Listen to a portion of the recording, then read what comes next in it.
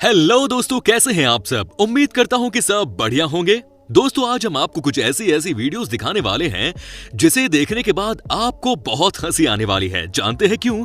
क्योंकि आज हम आपको अलग अलग देशों में होने वाली अजीबोगरीब शादी की रीति रिवाज के बारे में जो बताने वाले हैं। जी हाँ दोस्तों, यकीन मानिए कि आज का वीडियो देखकर आपको बहुत हंसी आने वाली है। तो दोस्तों, इस वीडियो को आप अंत तक जरूर देखिएगा। साथ ही दोस्तों, अगर आप हमारे चैनल पर नए हैं और चैनल को सब्सक्राइब नहीं किया है अभी तक, तो ये नेक काम भी कर ही लीजिए।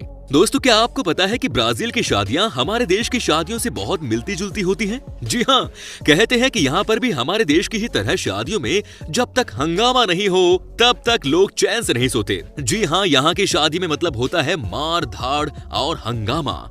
लेकिन आज जो हम आपको ब्राजील के रीति रिवाज के बारे में बताने जा रहे हैं, उसे सुनने के बाद आपके होश ही उड़ जाएंगे। ब्राजील में दोस्तों, जब शादियां होती हैं तो लड़के के कपड़े को फाड़ देते हैं। जी हाँ, कहते हैं कि जैसे ही लड़के की एंट्री होती है, लड़के के ही दोस्त इसके कपड़े फाड़ने लग जाते हैं। बताइए कि लड़का इतना महंगा कपड़ा पहनकर जाता है और उसे ही उसके दोस्त फाड़ देते हैं। क्या बात है। लेकिन आपको लगेगा कि ये फालतू क्यों है, तो आपको जानकर हैरानी होगी कि इसके पीछे की वजह ये है कि जब लड़के के कपड़ों को फाड़ा जाता है, उसके बाद उन्हीं कपड़ों को शादी में बेचा जाता है और जो भी पैसे इकट्ठे होते हैं, इनसे लड़के को उसकी नई दुल्हन के साथ हनीमून पर भेज दिया जाता है। क्या बात है। वैसे समझना मुश्किल है कि ये फटे हुए कपड़े खरीदता कौन है भाई। अगर इसी तरह से इनकम आती रही तो समझिए कि मैं तो कई बार शादी कर लूं। दोस्तों, अब आपको दिखाते हैं एक और ऐसे देश की तस्वीर जहां के बारे में कहा जाता है कि ये कंट्री सबसे अजीब है। जी हाँ दोस्तों, जब हमारे देश में शादी होती है तो यहाँ रौनक होती है, मौज मस्ती होती है। यहाँ पर लड़के अपने लिए कोई लड़की भी ढूंढ लेते हैं।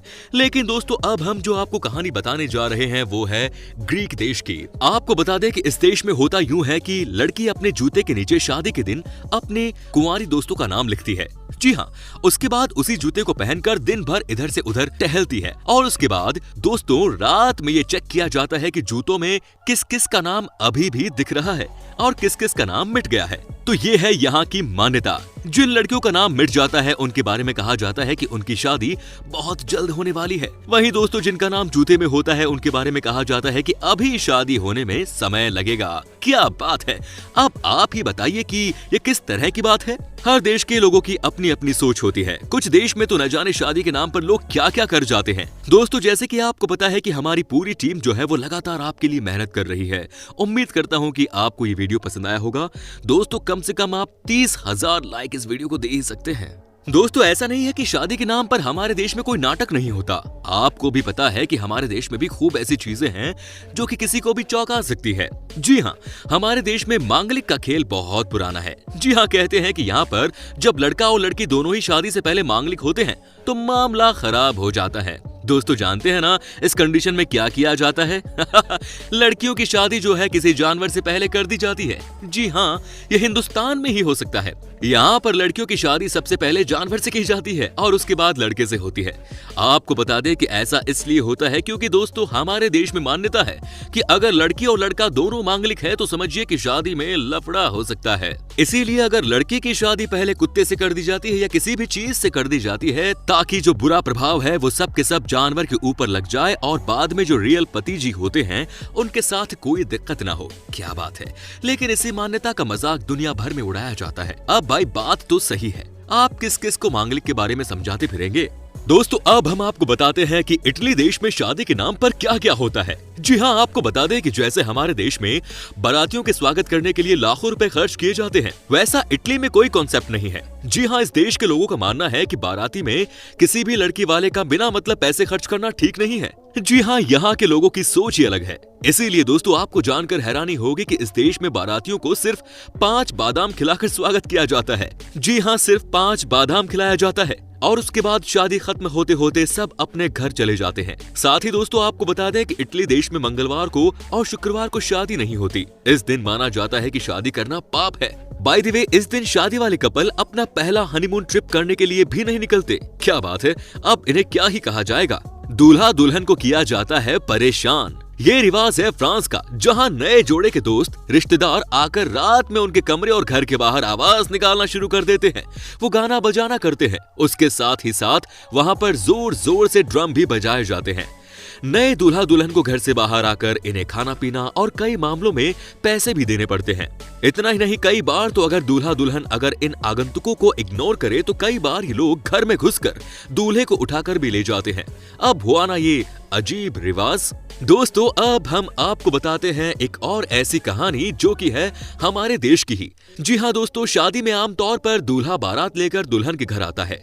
ढेर सारी रस्में निभाई जाती हैं और ऐसे शादी संपन्न होती हैं। लेकिन गुजरात के आदिवासी बाहुल्य गांव की शादियों में दूल्हा नहीं होता। गुजरात के छोटा उदयपुर जिले में बिना किसी विरोध के बड़े ही धूमधाम से दुल्हन की शादी लड़के से नहीं लड़की से की जाती है।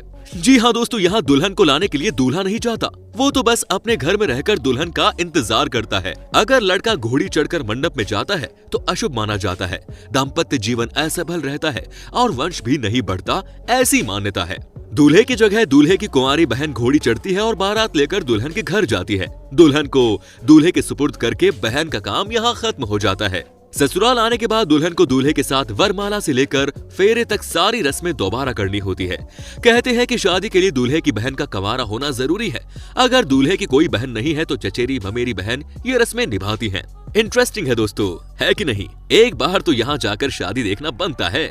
दोस्तों, अब हम आपको बताते हैं कि चाइना में शादी के नाम पर क्या क्या होता है। जी हाँ, आपको यकीन नहीं होगा, लेकिन ये बात 100% सच है कि यहाँ पर एक जगह है जहाँ जिस लड़के और लड़की की शादी होती है उनको शादी होने के 3 दिन बाद तक टॉयलेट का इस्तेमाल नहीं करने दिया जाता। जी हाँ, आप समझिए कि न तो लड़का और न ही लड़की, दोनों में से कोई भी शादी के बाद 3 दिनों तक फ्रेश नहीं हो सकते। सोचिए यहाँ के लोगों के ऊपर क्या बीतती होगी जब ये शादी के बाद 3 दिनों तक टॉयलेट का इस्तेमाल नहीं करते होंगे। किसी को भी सोचकर भी डर लग जाए। वैसे फ्रेंड्स, आपको भी ये बता दूं कि यहाँ पर कहा जाता है कि जो भी इस नियम को छुपा कर भी तोड़ता है तो इसका मतलब है कि आपकी शादी जल्द ही टूट जाएगी।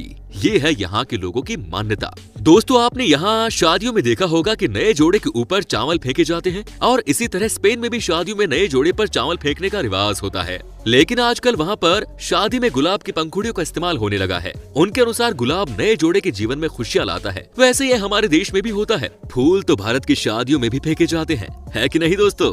अब है कि जितनी मोटी दुल्हन उतना अच्छा। मॉरिटानिया में ये रिवाज है कि जितनी मोटी लड़की है उतनी अच्छी है। इसलिए कई बार तो माता पिता अपनी बेटियों को फैट कैंपस में भेजा जाता है ताकि वो वजन बढ़ा सके। इस ट्रेडिशन को लेबो कहा जाता है।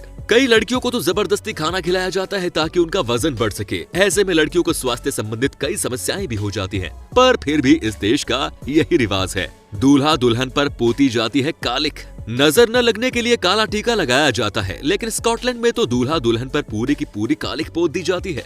ये शादी का रिवाज इसलिए किया जाता है ताकि दूल्हा दुल्हन को शादी की कठिनाइयों का सामना करने में दिक्कत न हो। उन्हें कई अजीबोगरीब चीजों से नहलाया जाता है। यह स्कॉटलैंड के ग्रामीण इलाकों में अक्सर किया जाता है। दोस्तों, बेल्जियम में विवाह के समय दुल्हन अपने साथ एक रुमाल लेकर अपने पति के घर जाती है। इस रुमाल में उसका और उसके पति का नाम धागों से कढ़ा रहता है। इसे फ्रेम करके घर में टांग दिया जाता है जब तक उस घर में किसी अन्य लड़की का विवाह नहीं हो जाता। दूसरी लड़की की शादी पर वो इस रुमाल में अपना नाम काट कर अपने साथ पति के घर ले जाती है। प्राचीन काल में रोम एवं यूनान में विवाहोत्सव के दौरान दुल्हन पर गेहूं के दाने फेंके जाते थे। ये इसलिए किया जाता था कि अनाज फेंकने से वर वधू का जीवन समृद्ध और खुशहाल बना रहेगा। तो दोस्तों, उम्मीद करता हूँ कि आपको हमारा ये एपिसोड पसंद आया होगा। साथ ही दोस्तों, अगर आपको इस वीडियो पर कोई राय देनी है तो आप हमें कमेंट करके दे सकते हैं। हमें आपके कमेंट्स का इंतजार रहेगा। दोस्तों, अगर आप हमारे चैनल पर नए हैं तो प्लीज चैनल को सब्सक्राइब जरूर दीजिए, क्योंकि हम आपके लिए रोज ही इसी तरह के वीडियोस बनाते रहते हैं। दोस्तों, अपना ख्याल रखिए। Take care.